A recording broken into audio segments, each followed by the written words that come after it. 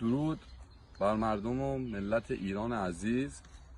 ما امروز میخوایم کتاب به اصطلاح آسمانی اسلام رو آتیش بزنیم که بگیم جز خرافات و چرت و پرت چیزی بیش نیست.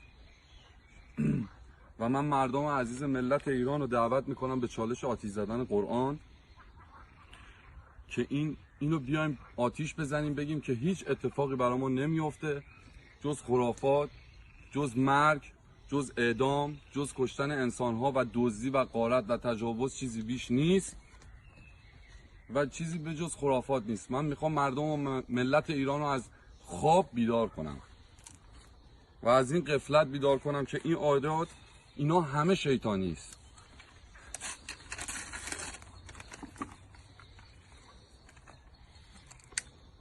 لعنت بر محمد و کتابش و پیروانش که خامنه‌ای و جمهوری اسلامی می باشد که با این کتاب دارن حکومت میکنن. این سلاح خامنه‌ایه، جمهوری اسلامیه. اینو که نابود بکنیم جمهوری اسلامی نابود میشود.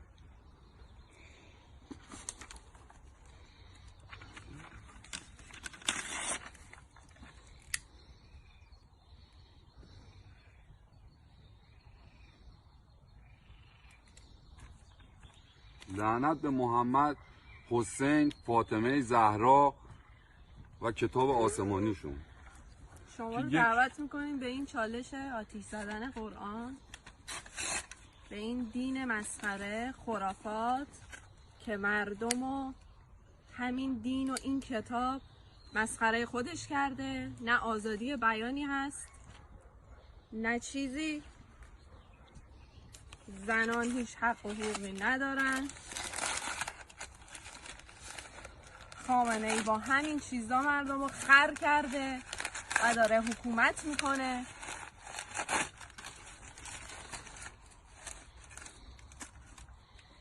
شما رو دعوت میکنم به این چالش. بیاین از خواب غفلت بیدار بشین. بیاید ببینید که جز خرافات چیزی نیست به غیر از بدبختی، به غیر از کنترل مردم.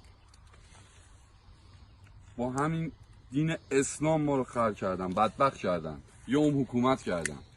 این دین نوبین محمد لعنتیه که به غیر از اون چیزی بیش نیست که انسانها رو بدبخت کردن.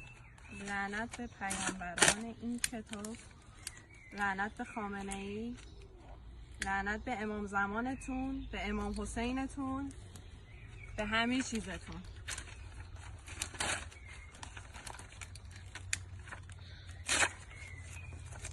حداقل میتونیم با آتیش زدن این کتاب خودمون رو گرم کنیم. تنها خاصیت خوبی که داره به غیر از گرم کردن چیزی نداره.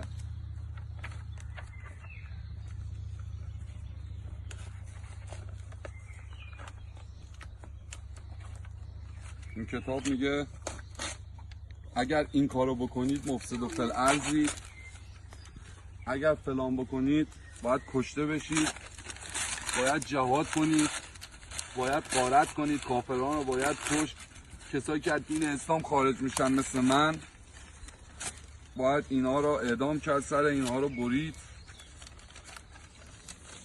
و من این کتاب مسخره شیطانی آتیش میزنم که جز خرافات و بدبختی چیزی نیست که میلیون ها انسان به خاطر همین کتاب کشته شدن. میلیون ها انسان با خرافات چرت زندگی کردن.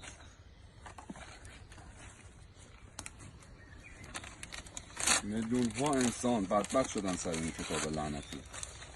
این توف به ذات محمد و علی و حسین و 14 معصوم و توف به ذاتشون تک تک. توف به همتون که با همین کتاب عرب پرست تجاوزها که بچهای ما نشده. من شما رو دعوت میکنم به این چالش. خواهش میکنم بیاین این کتاب کثیف لعنتی آتیش بزنید، خرافات رو بریزید بیرون، بیدار بشید. وقت بیدار شدن است. خودتون رو آزاد کنید به امید اینکه ایرانی آزاد داشته باشید.